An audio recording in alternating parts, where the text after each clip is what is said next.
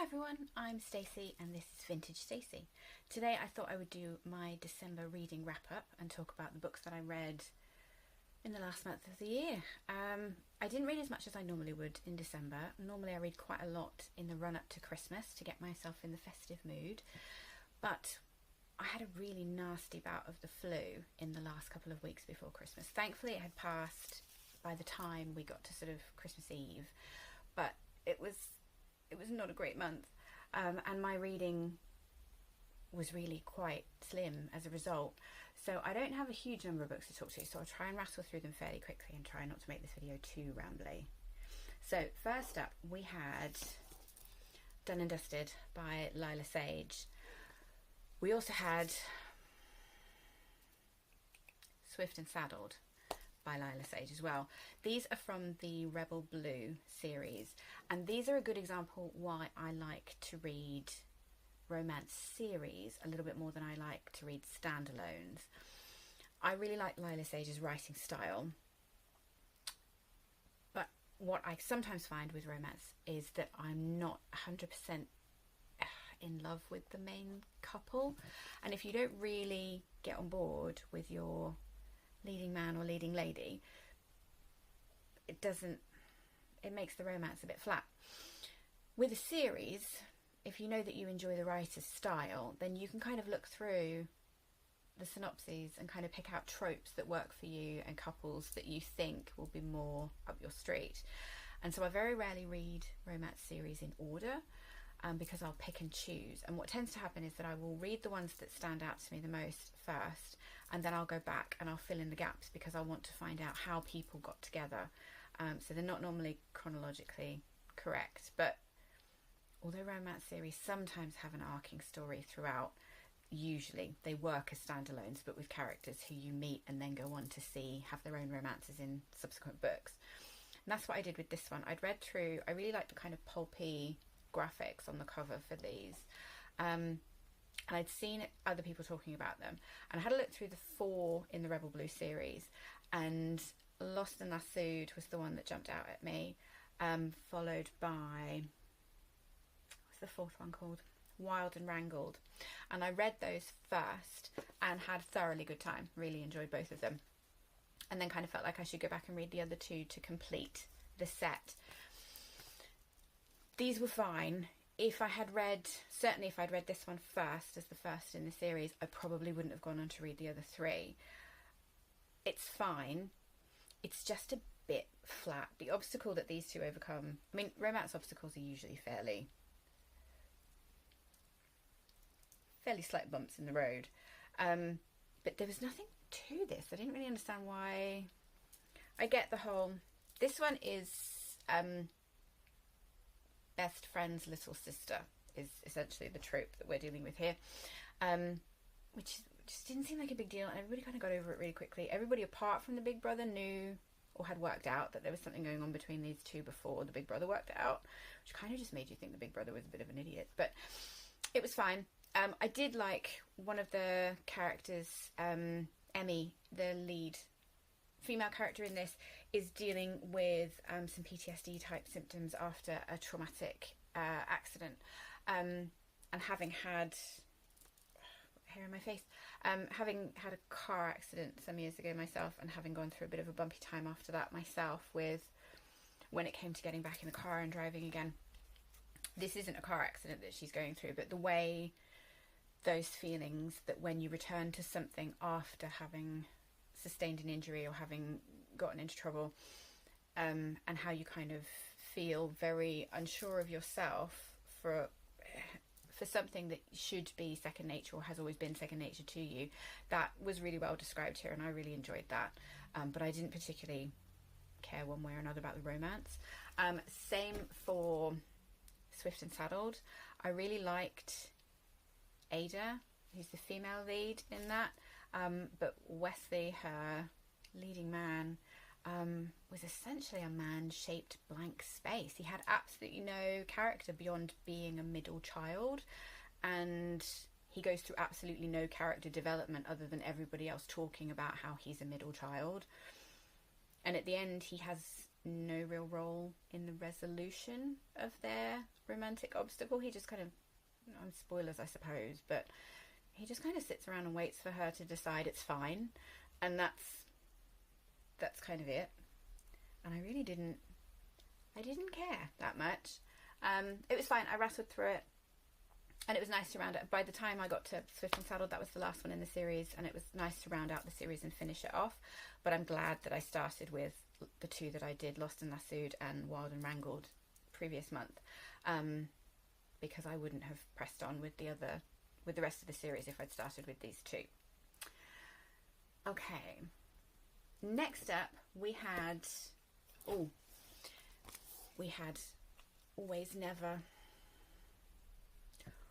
Never.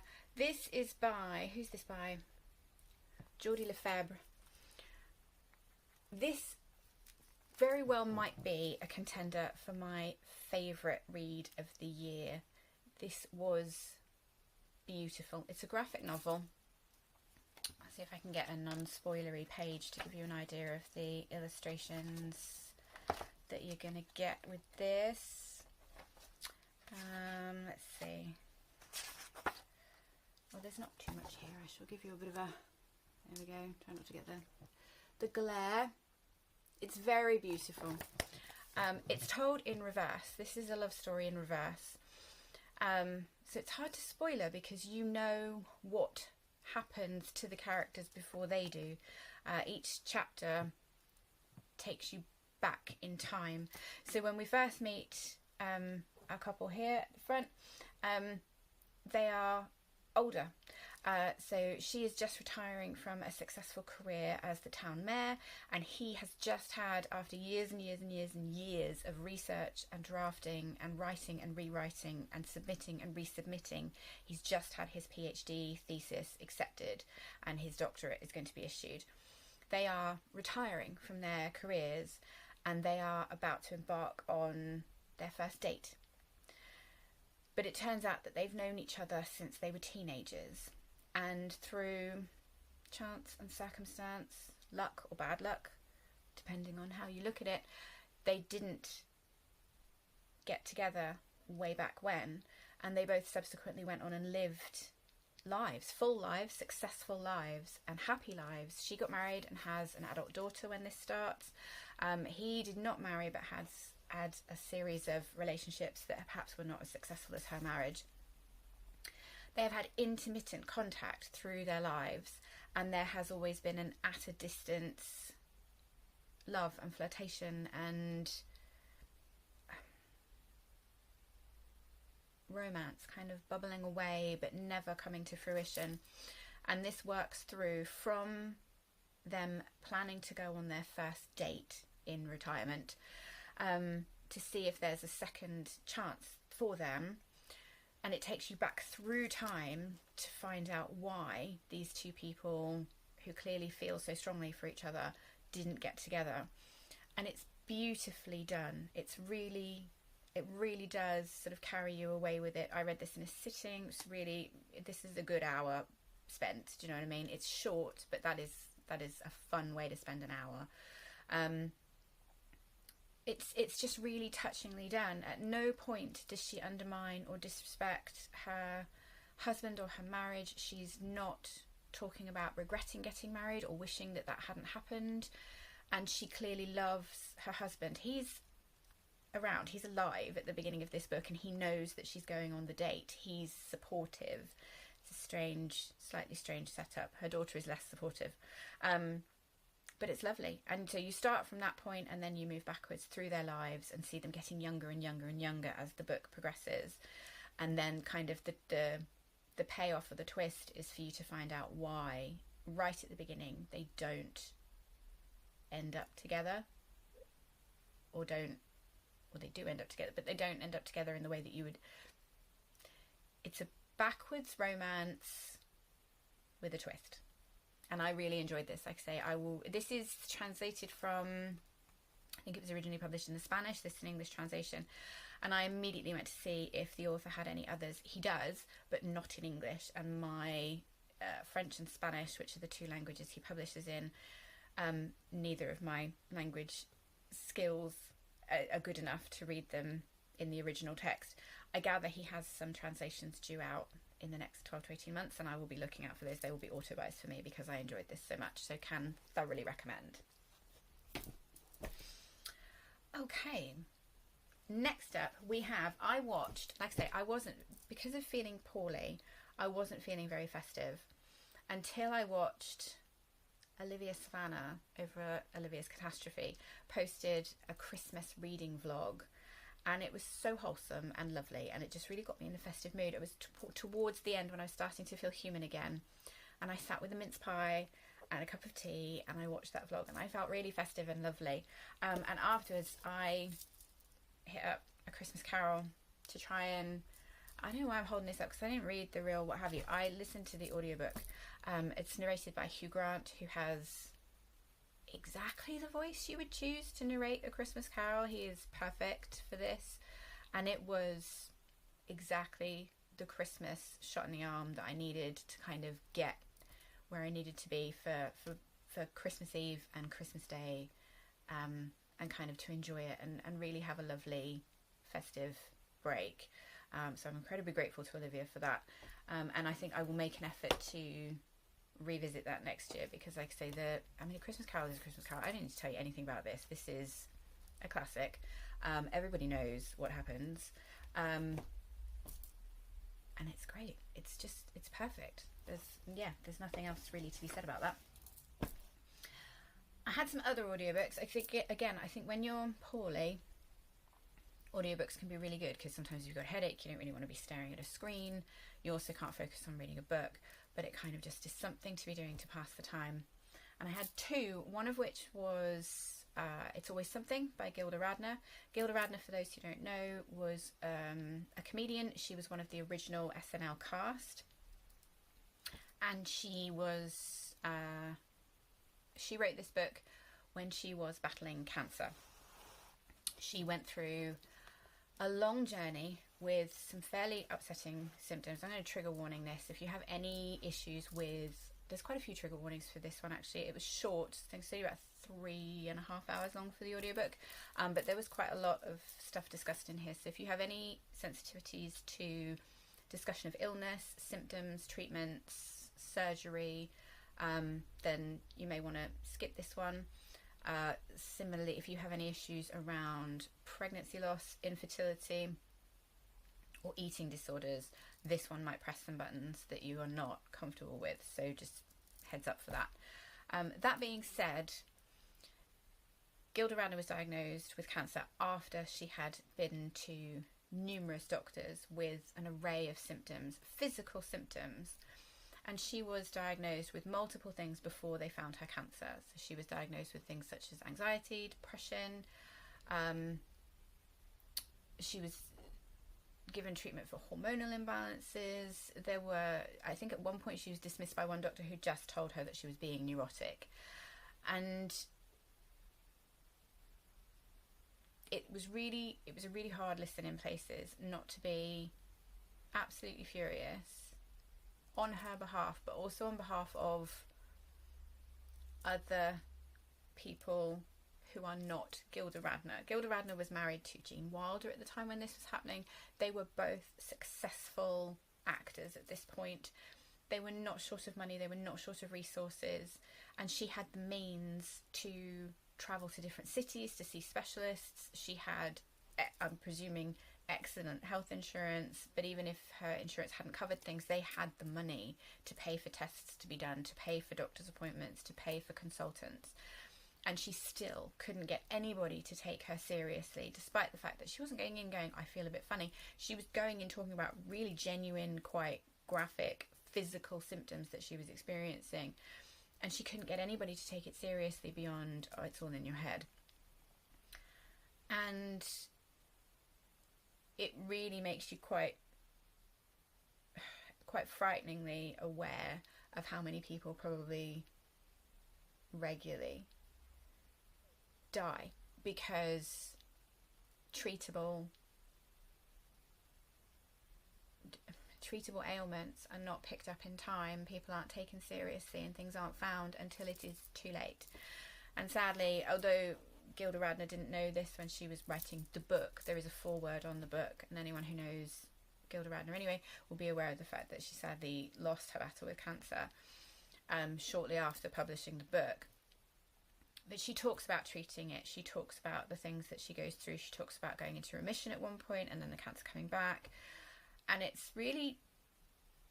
a hard slog. It's one of those books that I genuinely think will sit with me for forever. I can't imagine forgetting what it felt like to read or to listen, because she narrates it as well. It's her narrating it. And I think that's going to stay with me for a really long time. And it was really touching, really difficult, but I'm really glad that I listened to it, and because you feel so connected to somebody who's telling you their story directly, especially if you know that it's not going to work out for them. And I know it sounds sort of over dramatic, but I felt like that was one of those reads that kind of changes you and kind of sits with you a little bit. So yeah, that one. Onto something I am denied about not talking about this one. I'm going to chuck it in, but I'm not going to. I don't know what I'm going to do. So, okay. So the audiobook that I listened to was Night Train by Martin Amis.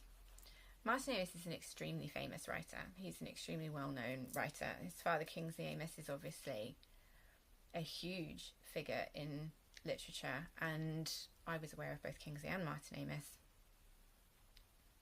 But for a long time, I had very little experience, or sort of, I hadn't read Martin Amis.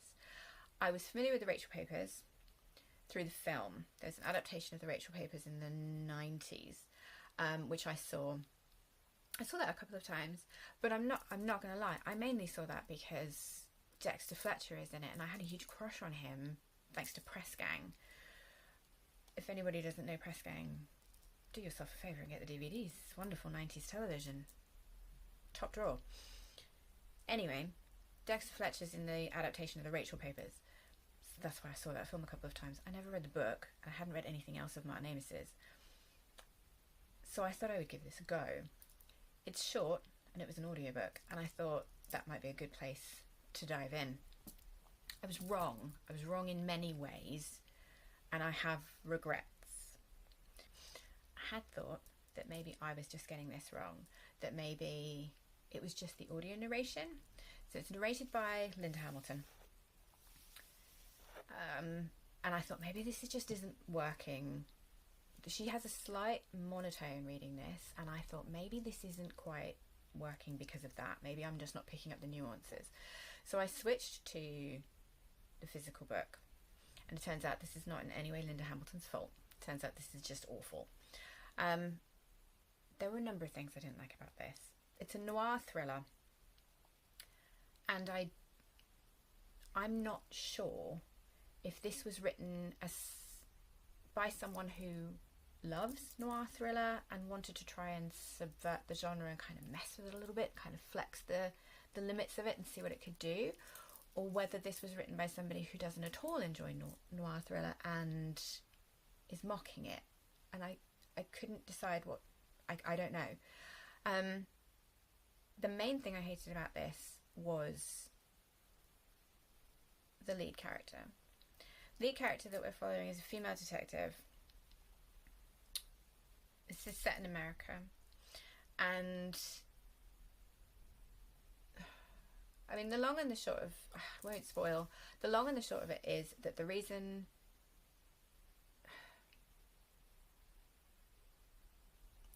the thing I hated about this the most was that your lead character is not like other girls. That's the edgy, cool thing about this book, is that this female character is not like other girls. She's incredibly good at her job, and she's incredibly tough, and she's incredibly capable. And the reason that she is those things is that she is a woman who is not at all feminine and not at all like a woman is expected to be. And there's no way to read it here other than it is the femininity that would be a weakness if she was at all womanly. That's essentially what he's saying, is that this woman is so good at what she does and she's so cool that she's practically a man. And you just think, what a knob. What an absolute... This is bad. This is bad. There is a thing that he said, he puts in it over and over again. I am a police. The phrase, I am a police. He is a police. They are police. We are police. Instead of the police or a police officer, I am a police. It is said multiple times, certainly in the first chapter, and then it pops up throughout. And the narrator tells you that this is how police officers in this district refer to themselves. This is how they talk. And I had to Google this because it sounded awful. It sounded terrible on the ear when the audiobook narration said it, and it felt clunky on the page when I sort of read it myself. And I thought, this is awful. Why would anybody say this? It sounds terrible. I don't know how this would have caught on. So I Googled it and I can find no reference to this anywhere else. I've never come across it in anything that I've read before, and I couldn't find any mention of it anywhere else other than in articles talking about this book. The only thing I could find was a Reddit post, so take that with a pinch of salt, where somebody said that they'd seen an article with an interview with Martin Amis, which I couldn't find when I looked for it, where he had said that he spent time shadowing police officers, I think in Boston, and that they used this all the time, and so he had adopted it and given it to this character. I can only assume that the police officers he spent time shadowing in Boston thought he was such an enormous skin suit that they said this to wind him up, and being so completely devoid of self-awareness, he didn't notice that he was being mocked and put it in the book. And that, in fairness, that idea, I'm going to hold on to that, because the idea that on the day this absolute pile of trash was published, that there was a bunch of police officers in Boston somewhere sitting in their break room enjoying coffee and donuts and laughing their asses off at him, that makes it all worth it, actually. That's fine. That cheers me up. I like that. But yes, I had thought that this was maybe just me, and maybe I need to try something else by Martin Amis. Maybe this isn't his vibe. But I've seen other booktubers, specifically here,